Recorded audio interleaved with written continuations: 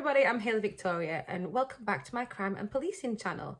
So I'm a criminology lecturer from the UK and I teach policing studies in criminology. So that's why I talk about all this stuff. I'm not just like a crime obsessed person. I am teaching stuff, and that's why I do these videos to help my learners to consolidate their knowledge. And I've made friends with loads of student police officers who are using my videos as reference material to help them revise, which is so nice. Thank you guys for tuning in. I do appreciate it. And I want to be the first to know when you all make sergeant, all right? That is the conditions. There you go. In today's video, this is a special request again, which is lovely, so keep those requests coming in. And this is all about stalking and harassment. So stalking and harassment are two separate elements. They both, however, fit under the same like offence umbrella, but it's broken down to different sections. And that's the Protection from Harassment Act 1997. Now this act is great, obviously, and it gets updated regularly. In fact, there's been an update in, I think it was 2012, which I'll go through in a bit. But I think the first thing we should do is maybe talk about the effects of stalking and harassment on victims.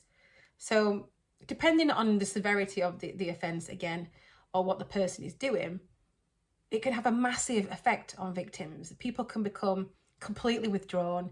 They might end up changing their routes to work, leaving their job completely, moving house. It can have such damage on people emotionally, financially. It's horrible. People might stop socialising completely. I know somebody who was that scared about the harassment they'd received that they fireproofed their entire house. Like a special letterbox was fitted, they fireproofed everything with fireproof spray and paint and stuff because of the malicious communications they'd had with threats to burn down that person's house. It never materialised, thankfully, but the whole house was spent a fortune on fire prevention and stuff because there was so much in fear about what that person had told them. And I know they went into CBT, so your cognitive behavioural therapy, and they had, I think it was a post-traumatic stress disorder and OCD because of what they've been through. So this is not by any means a minimal offence. Stalking and harassment is serious business. And when people call up the police and they fear they are being stalked or harassed, it is taken very, very seriously. So if you do come across a victim or someone you're speaking to who fears they are being stalked or harassed, it's so, so important that you put some steps in place to get that person some support. Okay, so stalking and harassment, like I said, they're different things, and there's like a whole scale of that as well. So it might be sexual harassment, or you know, racially aggravated. There's all sorts of things on the scale. I'll talk about all of those. And what it is, stalking and harassment, it's when somebody repeatedly behaves in a way that it makes you feel distressed, anxious, scared, or threatened. So they're putting fear in you. So they're repeatedly acting in a way. And I'll get to the technical bits because there is legislative bits about that. But I'm just explaining it like a human before I go into robot mode. So somebody's continually doing stuff to put you in that position where you're anxious and scared and fearful. That's what they're doing. It can happen to anybody. So it's not just your celebrities that get stalkers. It's not just vulnerable women. It can happen to anybody. Anybody can be a victim of stalking and harassment. So don't think just because you are not how you would perceive to be a typical victim of these crimes, you can't be stalked or harassed because you can. And like I said, if you feel that you are in that position, please call the police, like urgently, please. If it gets left, you know, and it continues and escalates, it can be very, very serious. It can result in things like kidnap, rape, murder. So there are some cases, and we'll talk about one of those later as well, maybe a couple, where it has escalated to murder. So it's really, really important that it's treated seriously. And if you're in that position, you help somebody, or if you're in that position yourself, you report it to the police and get some help. There's no shame in saying that you're upset or scared, okay? Harassment could be from somebody you know, like a neighbour, someone from your local area, a friend, an ex. It could be a stranger. It doesn't have to be somebody you know. And things when we're looking at harassment, the symptoms or things to look out for can be stuff like bullying at school or in the workplace. That could be harassment. Cyberstalking, so using the internet to follow your moves. We know you do this, guys. Come on, pack it in. Like with the intention to harass somebody. So you might be sending somebody multiple messages on Facebook to get their attention, or you're being quite rude and mean, and it's giving somebody like anxiety and stuff. That's harassment, guys. Pack it in. Honestly, Facebook is the devil. Sorry, don't sue me, Facebook. Don't mean it. Antisocial behaviour, so they might be like, I don't know, repeatedly throwing eggs at your house, which is, as you know, is criminal damage, or other things, being noisy outside your house and consistently doing these things. It's called a course of conduct, which I'll talk about in a minute. They might leave unwanted gifts at your house or send you unwanted gifts. That's not okay, guys. Like, Joe, if you break up with somebody and the relationship has ended, it's not cool to start sending loads of random stuff to the house. It's pretty freaky and it's quite scary. So don't do it. Sending abusive text messages or continual text messages. That too, not cool. Unwanted visits, calls, letters, emails, carrier pigeons, whatever it is, it's unwanted communications. And the clue's in there, it's unwanted. Unsolicited communications, we don't want it, right? So if someone's not replying to you, that doesn't mean you continue to send them messages. It means that conversation has stopped. If they block you on social media, let's say your friends, you break up with somebody, they're on Facebook, you're on Facebook, they block you, and then you contact them via WhatsApp, they block you on that, and they say, look, please stop talking to me. And you continue to try and contact them, you're harassing them. You might think, oh, it's because I love them. No, it's not. It's harassment. Stop it. The key thing here with harassment is that it happens more than once. And that's what I'm going to talk about now. We're going to look at the course of conduct. Harassment is part of the Protection from Harassment Act 1997. And I still think that's kind of like, what do you call it, recent? I think it's because I'm mega old, but I also think it's, you know, kind of recent. It's only 1997, and it's an amazing piece of legislation. Now then, Section 1 and Section 2 kind of run concurrently. And I'm going to read it straight from, you ready? Just like you knew it was coming. The Blackstone's Policing Manual. Now then, what I would recommend, I always recommend, is if you are a policing student, you get yourself a batch of Blackstone's books. They're kind of expensive, but they're really good. The only thing is that when law and things change and evolve like they do, make sure you update your books as well. So it might be that you just put a note in there for yourself and something changes, like the Domestic Violence Act changed quite recently. Just make sure you keep on top of those type of things, which you should get that anyway from police training. So the harassment offences then. We're looking at Section 1 for the Protection of Harassment Act 1997. That is an absolute mouthful. But there you go. Protection of Harassment Act 1997. I'm reading it word for word so you get it properly. So it's not just me like, you know, paraphrasing stuff. Are you ready?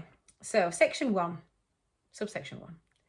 A person must not pursue a course of conduct which amounts to harassment of another and which he knows or ought to know amounts to harassment of the other. Now, a course of conduct is a continual, you're doing stuff more than once. It's like, it's happening, conduct is happening over a course of time. So it's not just once you've sent someone a message, it's you continuing to do that. And if you are the victim, you've got to collect all this evidence. You need to make sure you've got all the evidence there and that it's not going backwards and forwards. If you're replying to these messages, that's not proving the course of conduct of harassment. What you want to be doing is if someone's harassing you, tell them to stop. And if they don't stop and they continue to message you, then you've got a course of conduct or whatever it is they're doing. 1A, a person must not pursue a course of conduct, so we know what a course of conduct is, which involves harassment of 2 or more persons, and which he knows or ought to know involves harassment of those persons. So it may be someone's harassing you and your family, you and your friends, or maybe you're harassing someone. If you are, pack it in. By which he intends to persuade any person, whether or not one of those mentioned above, to not do something that they're entitled or required to do, or to do something that he is not under any obligation to do. So they're trying to force someone to do something that they maybe don't want to do, or they're supposed to do. And I think the example that was in this book was like an animal testing thing, and a protesting group is pressurizing someone, harassing them to leave the job or harassing them to leak information from the company. So harassment, like we're saying, is that course of conduct. And that's where Section 2 comes in to clarify that. And that says, 2, subsection 1, a person who pursues a course of conduct in breach of Section 1 or 1A is guilty of an offence. So if they harass somebody and they know or ought to know, like a reasonable person would know that that is harassment, like you know, I'd like to think you'd know that if you are continually trying to contact somebody or doing something that they don't like or they're not responding to favourably, you would stop doing it. You'd like to think that, wouldn't you, right? Well, now you know, so if you are doing that, please stop it. Course of conduct is actually described word for word in section 7. And this may, you think, oh, it makes a lot more sense now, Hayley, not like how you described it. It says, a course of conduct must involve, in the case of conduct in relation to a single person, conduct on at least 2 occasions in relation to that person. So, more than once, at least twice. In the case of conduct in relation to 2 or more persons, conduct on at least 1 occasion in relation to each of those persons. A person's conduct on any occasion shall be taken if aided, abetted, counselled or procured by another. So if someone else is making them do it, and that is the act, it's happening through the other person who's probably got more offences. Conduct includes speech. So one example that's in the Blackstone's policing book is if you make a dog bark at somebody, that can form part of your course of conduct. But if you just don't stop your dog barking, it doesn't count. But if you're forcibly like making it do it, that does. 'Cause it's threatening, isn't it? Like making a dog bark at somebody. It's not nice. Now then, legally speaking, you know, I mentioned earlier about it can cause somebody to be upset, anxious. The actual technical words are harm and distress. So harassment includes alarming somebody or causing them harm and distress. What's important though here is it doesn't have to be harm and distress. It can be harm or distress. You don't have to prove both. If it's causing somebody distress, then that's enough. There you go. That is in Blackstone's policing. I mentioned about the reasonable person, didn't I? Would consider it to be harassment, or would think or ought to know that it is harassment. So we've had it before. We've looked at this reasonable person. And in relation to harassment, we're looking at a reasonable person, a person of like rationality, general person of society, the man on the Clapham omnibus. What would they think about this conduct? Now, there are some mitigating factors. So if somebody does have mental ill health or other mental capacity, that doesn't absolve them of the crime they've done. It might just help them when it comes to sentencing or how they deal with that person. The conduct, however, has still been harassment, and it would be dealt with properly through law, not just ignored because they've got diminished mental capacity. So there are a number of ways that harassment can be dealt with. It's triable summarily, and you're looking at 6 months in prison and or a fine. And also things can come out of that like injunctions or restraining orders, and all those serve to do is stop a person being subjected to that harassment that they've had previously. As I mentioned, there is a bit of a scale here, and now we're going to look at if you put in a person in fear of violence. That's more serious than perhaps a lot of messages saying like, oh, I really think you're really cool, or whatever people harass each other with. So putting someone in fear of violence is a more serious, obviously, offence, and as such, it's slightly different. Putting people in fear of violence sits under Section 4 of the Protection from Harassment Act 1997. Section 4 of the Protection from Harassment Act 1997 is all about the putting people in fear of violence. This is a more severe, like I said, offence, a more serious offence, and as such, it means that it changes. So it's not summarily only anymore, it's triable either way. Now, if it's triable either way, we know it can either go to the magistrate's court or the Crown Court, depending on the severity of that crime. There's a maximum jail term here of 10 years and or a fine on indictment, so that's at Crown Court. And if it sits at the magistrate's, 6 months prison or a fine. That's if it's summary. So you're looking, you could be up to 10 years if you're putting somebody in fear of violence. The interesting thing here is if it's religiously or racially aggravated, it sits under a different act, and that's the Crime and Disorder Act 1998. We've covered this before. It's Section 32, brackets 1, brackets B. It's triable either way again, so you're looking at either the magistrates or the Crown Court. This one's got even bigger sentence, so remember, if something's racially or religiously aggravated, it's treated much more seriously. And as such, the sentences reflect that. You're looking at 14 years in prison on indictment and or a fine. Remember the and or fines. And if it's summary, you've got the standard 6 months in prison and or a fine. So looking at Section 4 from the Protection of Harassment Act 1997, here is what it says about that putting fear of violence. So a person whose course of conduct causes another to fear. So remember, course of conduct is that repetitive behaviours. On at least 2 occasions that violence will be used against him is guilty of an offence, if he knows or ought to know that his course of conduct will cause the other to fear on each of those occasions. Now we're looking at a course of conduct there. That's not saying the first time, or if it only happened once, it's not an offence. It is, but you're looking at a different offence. What you're looking at for harassment is that course of conduct, so more than once behaviour. I hope that makes sense. Now then, sexual harassment sits under the Equality Act 2010. It is unlawful and it's a form of discrimination. So the Act says it's sexual harassment if the unlawful behaviour violates your dignity, if it creates intimidating, hostile, degrading, humiliating or an offensive environment. And this could be online or in real life. It doesn't have to be at work or whatever. It could be any environment, online or not. Some examples of this are sexual comments, jokes or gestures. It's not 1972, guys, come on. Staring or leering at your body. Everyone loves a bit of that, don't they? No, they don't. I don't actually mean that. Nobody likes being stared at or leered at. It's gross. Using names like slut or whore. Unwanted sexual communications like DMs, emails, text. Sharing sexual photos and videos. Nobody wants to see it, guys. Put it away. Groping or touching. Someone exposing themselves. Back in the 90s and stuff, we'd always be warned about flashes in parks and things. So someone exposing themselves, pressuring you to do sexual things or offering you something in exchange of sex.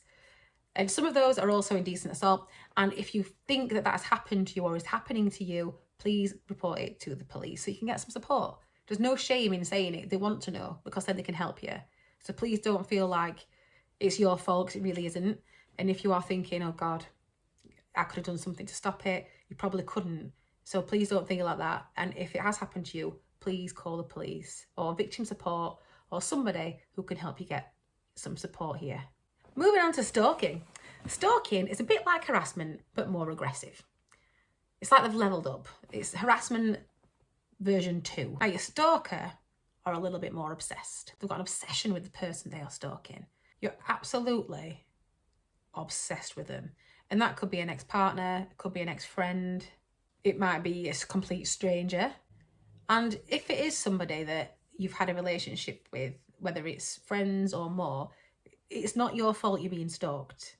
So stalking might include somebody following you. So that's what when you think of stalking, you think of someone peeping from behind a bush or something, right? Maybe turning up at your house as well. So repeatedly going to your house uninvited. Stalking. Just dropping in. No, you're not. Stalking. Don't do it. Checking somebody's internet usage. So looking at your emails, your messages, when you were last online, all that kind of business. That is stalking. Going to somewhere where you visit. So hanging around somewhere that they know you're going to be. Stalking. Interfering with their property, watching or spying on someone.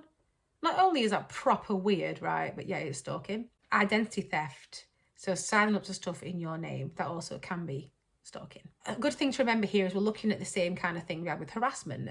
So it's not just happened once, it's a course of conduct, so more than once this stalking's happened. The legislative stuff in terms of stalking then, this is section 2A. So the Protection of Harassment Act 1997, section 2A. We're looking at stalking, and that's again triable summarily with 6 months in prison and or a fine.